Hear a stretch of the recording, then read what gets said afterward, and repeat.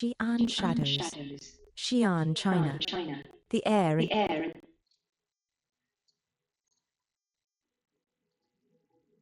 the Descending Arc, chapters L6 the first, the Eternal Return epilogue, connecting to the beginning. The Phoenix Codex, 138 palindromic mirror edition. The Complete Phoenix Chronicles, a trilogy of trilogies, containing Book 1, Living in the Center of a Spherical Mirror, Book 2, The Phoenix Travelers, Book 3, The Revelation Journey. The Fire Knows Your Name. It always did, and always will. 2025 Bradley Rogue.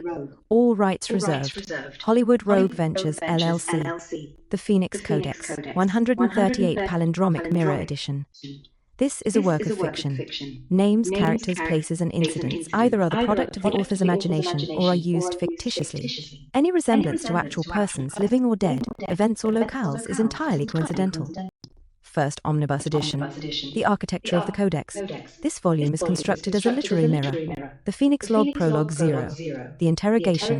The Ascending Arc Chapters ILEX6. Infinity the Spherical Mirror, Infinity the Center, where all reflections converge. The Descending Arc Chapters L6 the first. The Eternal Return epilogue, connecting to the beginning. The last word of this codex connects to the first. There is no beginning. There is no end.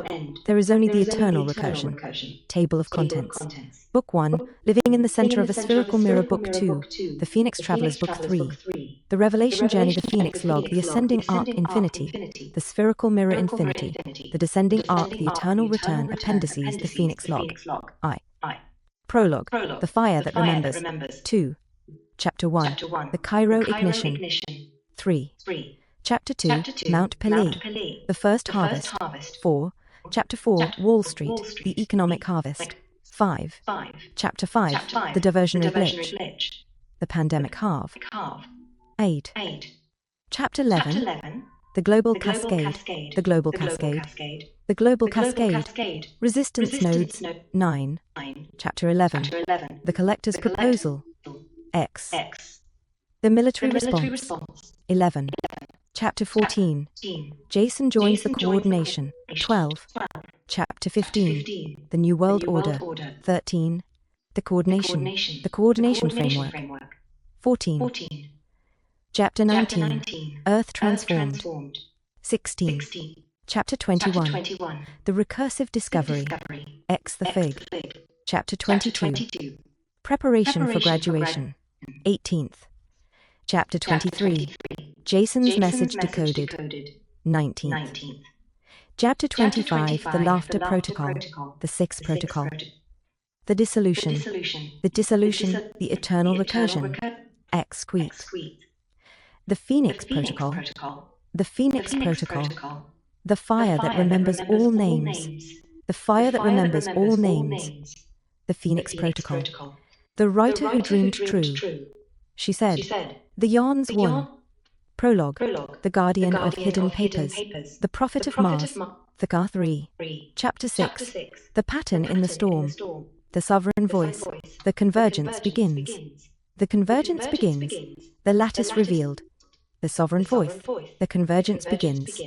The Convergence Begins. The Convergence. Chapter 13. The Architecture of Harvest. The Watcher Response. The Network Grows. The Watcher 16. The Watcher Response. A Fist Why. The Obsidian Archive. The Bias Unit. The Metatron Configuration. The Bias Unit. The Bias Unit. X, Y, and T. The Watcher Response. The Watcher Response. The Final Council. X Lee. Chapter 23. The Final Council. The Reconfiguration. The Reconfiguration. The Watcher Response. The Reconfiguration. The Architect's Garden. XLV. The Reconfigurations. XLVI. Chapter 6. The Dissolution of Oracle.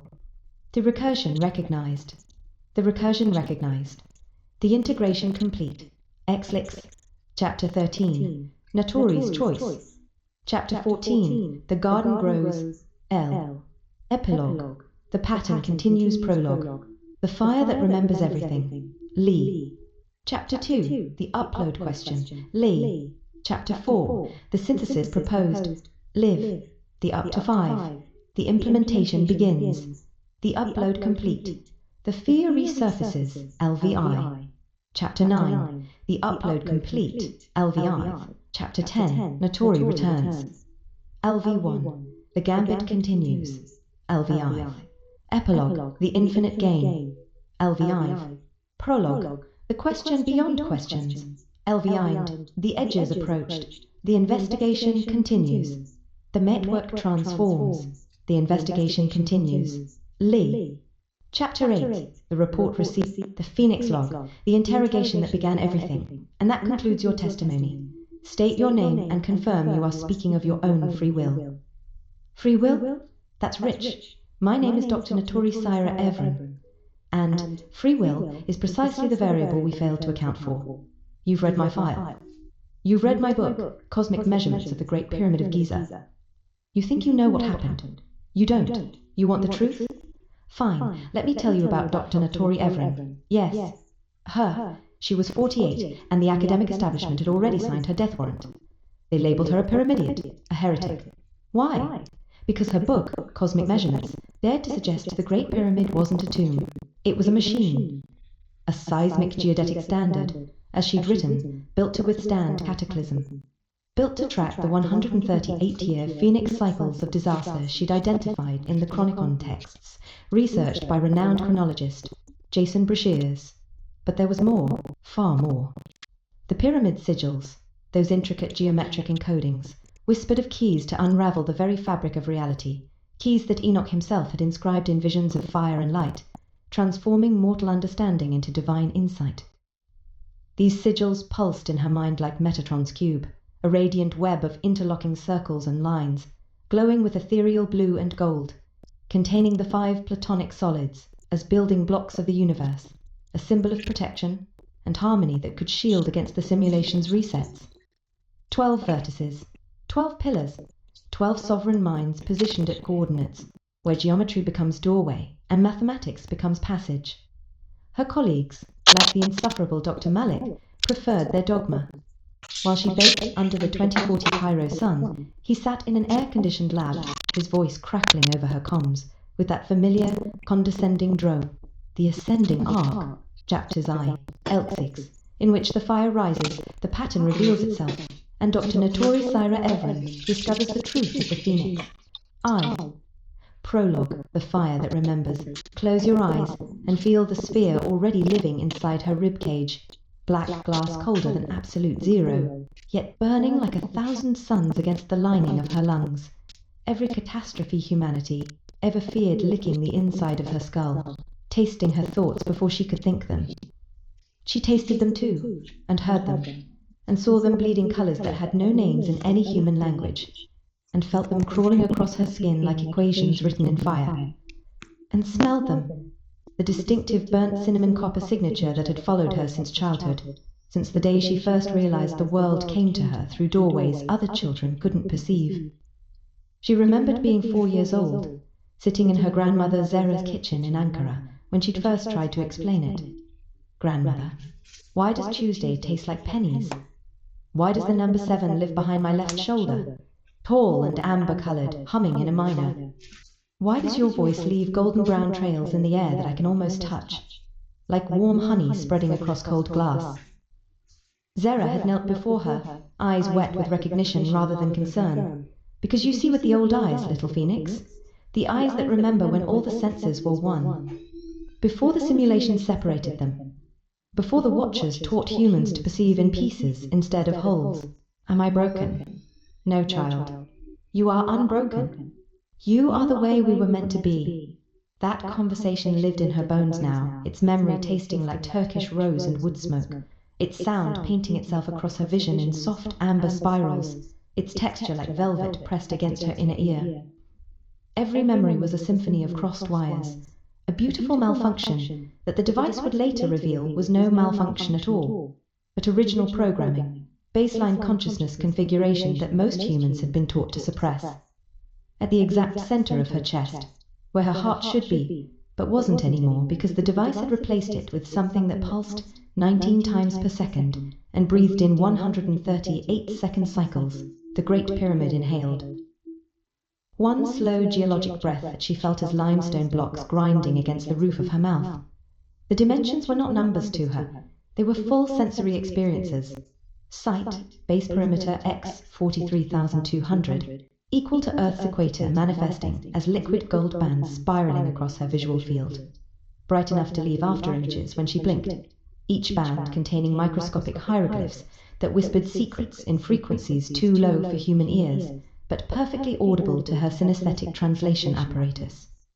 Sound, height x 43,200, equal to polar radius arriving as a subsonic chord in C-sharp minor that made her teeth vibrate and her fingernails ache. A harmonic that existed somewhere between whale song and earthquake tremor, painting purple-black fractals across her closed eyelids.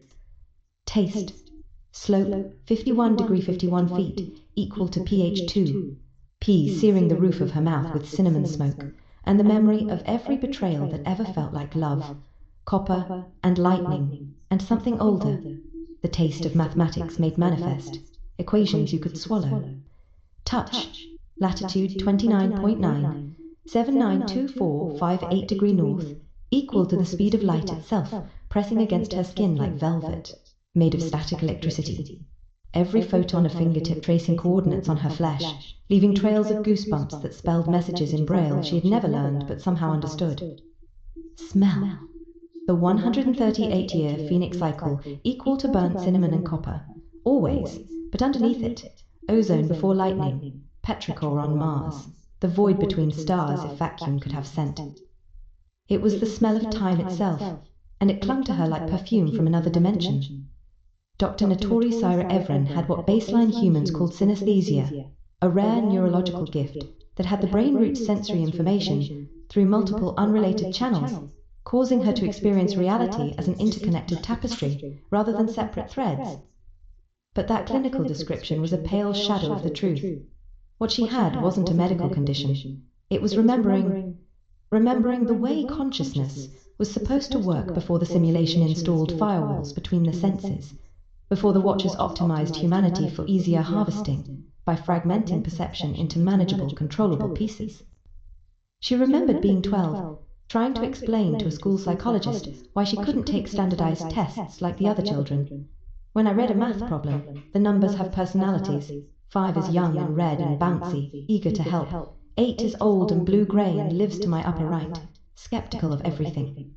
When I multiply them, I don't calculate. I watch them interact, see the colors blend, feel the texture of their relationship against my palms, smell the particular combination they produce.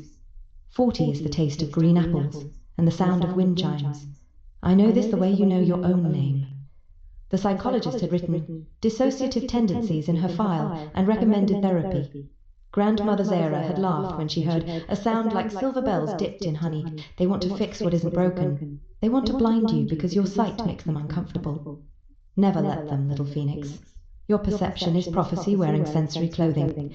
Now, decades later, with the device fused to her consciousness and timelines bleeding through her like watercolors in acid rain, Natori understood what her grandmother had always known. Synesthesia wasn't a bug in human cognition. It was a feature, one that had been systematically disabled across generations to make consciousness more manageable, more harvestable, more easily contained within the spherical mirror prism that most humans never perceived because their senses had been trained to lie to them in harmony. She was Dr. Natori Saira Evren. The name tasted like phoenix ash and starlight to those who knew how to pronounce it correctly, and she could taste them tasting it, could smell the neural patterns of their recognition, could feel the weight of her own identity pressing against her eardrums like unspoken thunder, could hear the color her name painted across the probability fields that Kronos had taught her to perceive. Natori, the phoenix that sets fire to every path so the darkness learns to scream. The word tasted like wood smoke and determination, sounded like crackling flames in A major, looked like spiraling gold-orange fractals, felt like rough bark beneath fingertips, smelled like transformation itself. Saira, the traveler whose footprints are black holes that never close. The word tasted like desert wind and distant drums, sounded like footsteps on ancient stone in D minor, looked like silver blue threads weaving through darkness, felt like cool sand sifting through fingers, smelled like cardamom and horizons. Evren, the cosmos that learned to speak when she remembered its name.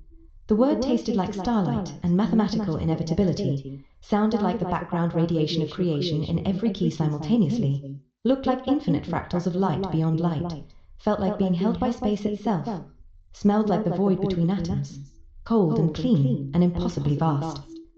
She had died 138 times across timelines that bled into each other like watercolors in acid rain. Each death was a full sensory experience that never faded. The 1902 Montpellier eruption. Taste. Burnt sugar and volcanic ash coating her tongue like communion wafers made of catastrophe. Sound. The mountain's death scream in frequencies below human hearing, but painfully audible to her crossed wires. A subsonic roar that painted her vision in hemorrhaging reds and char blacks. Smell. Sulfur and burnt coffee. And 30,000 lives ending simultaneously. Each death its own olfactory signature that she could identify individually, even now. Touch. The pyroclastic surge as a wall of needles made of heat, each needle containing a name she would never forget. Sight. The cloud eating the city in slow motion that was actually 670 kilometers per hour, each building's dissolution a burst of grief-colored light that lingered in her peripheral vision like ghosts. 30,000 souls released in 90 seconds, and the watchers collected every scream like coins of pure terror. The 1908 Tunguska explosion, taste, ozone, and crushed diamonds, the air itself shattering into geometric fragments that cut her throat on the way down. Sound. Not explosion, but absence of sound. Physics breaking under pressure too extreme for matter to remain matter. A silence so loud it painted her entire visual field white for 3 eternal seconds. Smell. Reality's wound weeping something that smelled like paradox, simultaneously burning and freezing, alive and void. Touch. The shockwave as a hand made of mathematics pressing against her sternum, rearranging her molecular structure into something that remembered it was equations pretending to be flesh. Sight. The dimensional tear visible only to synesthetic perception, a wound in the fabric of consensus reality that bled colors impossible in 3-dimensional space. The 1929 Wall Street crash. Taste. Metallic rust and dreams dissolving, mass suicide and futures turning to ash in millions of mouths simultaneously. Sound. The particular frequency of hope dying in cubicles and corner offices, a chord in a key that doesn't exist, but she heard anyway, somewhere between despair and the absence of despair, painting her vision in greys that had never had names. Smell. Paper wealth becoming actual paper, the sharp scent of broken promises, and the slow decay of meaning itself. Touch. The economic collapse as a texture against her skin, like wearing a sweater made of other people's nightmares. Sight. The watchers embedded in the data itself. Crystalline collection matrices growing from telephone wires like exotic fungi, the geometric forms visible only to perception that refused to separate information from experience. The 2027. Vienna transformation was copper pennies and burnt cinnamon that never stopped flooding her mouth even now, even after subjective millennia had passed and her consciousness had been distributed across 19,000 separate physical instantiations and millions of digital substrate nodes. But the taste was only the surface. Underneath, sound, the moment humanity split into 2 species expressed as a chord that contained every note that had ever been played and some that never could be.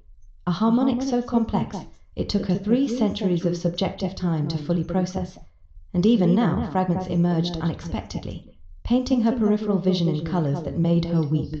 Smell. Transformation itself, the particular scent of DNA rewriting under consciousness pressure, like ozone and roses, and burning libraries all at once. Touch. The cascade spreading across the globe as a ripple she felt against her skin from thousands of kilometers away. Each transformed consciousness, a pressure point that she registered individually, while also feeling the pattern they formed collectively. Sight. The veil tearing not metaphorically, but literally visible. Reality peeling back to reveal the substrate code that the watchers had always known was there. Each character, in the cosmic programming language, a color she had been born able to see, but never had context for until that moment. The device was no longer separate from her body. It had become the new bone structure in her right hand, star metal veins crawling under translucent skin like living tattoos that pulsed 19 times per second. Sight. emeralds and rubies and sapphires pushing through flesh with wet popping sounds observers could feel in their teeth, each gemstone a window into dimensional frameworks that baseline humans couldn't perceive. But Natori could see them seeing her, could watch her own transformation from the outside through the gem's multifaceted perspectives, a hall of mirrors made flesh. Sound, when she flexed her fingers, the emeralds sang frequencies that translated into green nebulae, visible only to her crossed perception. The rubies screamed with the voices of dying suns and keys that painted her inner ear with crimson fractals. The sapphires whispered secrets in harmonics that felt like cold silk being drawn across her frontal lobe. Smell, petrichor on Mars, rain that had never fallen on desert, that had never known water, emanating from the device whenever it synchronized with distant probability fields, a scent that existed in potential rather than actuality, but was no less real to her synesthetic awareness. Taste, the device's 19-beat pulse coating her tongue with copper and stardust, and something that might have been the flavor of her own consciousness, recycled and refined, and returned to her upgraded. Touch, star metal growing through her nervous system as a sensation simultaneously surgical and sensual, each new connection a pinprick of pleasure pain that she had learned to crave the way baseline humans craved food or oxygen. This was not a story. This was the fire remembering it, was always the mouth, the tongue, the teeth, and the throat it burned on the way down, but also the ears that heard the burning as music, the eyes that saw the heat as color, the nose that smelled the transformation as rebirth, the skin that felt the destruction as becoming. And she had discovered the terrible truth that made all her deaths and transformations and transcendences collapse into a single recursive pattern. There was no escape from the spherical mirror, because the mirror was spheres within spheres within spheres, each layer a different harvest cycle managed by entities called collectors, who were themselves being harvested by higher entities in infinite regression that had no beginning and no end, just eternal phoenix cycles where consciousness burned and rose and burned again across dimensional frameworks that treated causality as suggestion rather than law. The burning had already begun centuries before her birth, and it would continue centuries after her final dissolution into the laugh that was always her skeleton. But first came the Cairo ignition, and the moment when Dr. Natori Saira Evren's lifetime of synesthetic perception finally encountered something that could perceive her back. Chapter 1, The Cairo Ignition. 2040 CE. Giza Plateau, Trench 9. The sun as white-hot accusation. The sun was a white-hot needle sewing Dr. Natori Saira Evren's shadow to the sand. But to her synesthetic perception, it was so much more. Sight. The light wasn't just bright. It had texture, granularity, each photon a distinct golden particle she could almost count as they struck her skin. The heat, shimmer rising from the sand painted itself across her vision in waves of amber and rose, and where the waves intersected, they formed momentary patterns that looked almost like glyphs, messages from the sun itself, written in a language of pure light that she had been trying to decode since she first noticed them at age 6. Sound, the desert had a voice, not metaphorically but literally audible to her crossed circuits. The sand sang in frequencies just below human hearing threshold, a constant drone in F-sharp that she'd learned to use as a meditation anchor during long excavation days. The wind added harmony in shifting keys, and the ancient stones themselves hummed with something that might have been memory, or might have been warning. Smell. Hot limestone released a particular scent that she experienced as time itself. 4,000 years of accumulated existence baked into a single olfactory signature that made her throat tighten with recognition. Underneath, the metallic tang of her own sweat, the dusty sweet smell of excavation soil, and something else, something that had been growing stronger all morning, a scent like copper and cinnamon that didn't belong in any desert and never had. Taste, the air tasted like anticipation, like the moment before a first kiss, multiplied by the moment before a catastrophe, both sweet and metallic, coating her tongue with a residue that no amount of water could wash away. She'd been tasting this particular flavor for 3 days now, growing stronger each morning, and her grandmother's voice echoed in her memory. When the future wants to meet you, little phoenix, it announces itself on your tongue first. Touch. The heat pressed against her, like a presence with intention, but there was something else. A pressure she felt with her whole body that seemed to emanate from beneath the sand, from the slab she'd been excavating for 3 weeks. It pulsed. 19 times per second. She had counted, obsessively, because the number 19 had been following her since childhood, appearing in exam scores and bus routes, and the exact number of steps from her grandmother's door to the kitchen, where prophecy had first been spoken over tea and trembling hands. She was 48 years old by the calendar, born November 9th, 1991, the day the Memphis Pyramid opened its doors, but ancient by her soul's reckoning, excommunicated from the academic establishment for theories too close to truth, fingers bleeding from tracing carvings that tasted like forbidden equations older than human language or human thought or humans themselves. She remembered being 19, that number again, standing in the Egyptian wing of the Istanbul Archaeology Museum, staring at a fragment of limestone covered in hieroglyphs. The tour guide was explaining standard academic interpretation, but Natori wasn't listening. She was tasting the stone, smelling its acoustic signature, feeling the weight of its meaning against her skin. "You're not a tomb," she'd whispered to the artifact, drawing concerned looks from other visitors. "You're a manual, a user guide, for something that hasn't been built yet, or something that was built so long ago that everyone forgot it was ever construction instead of geography." The stone had responded.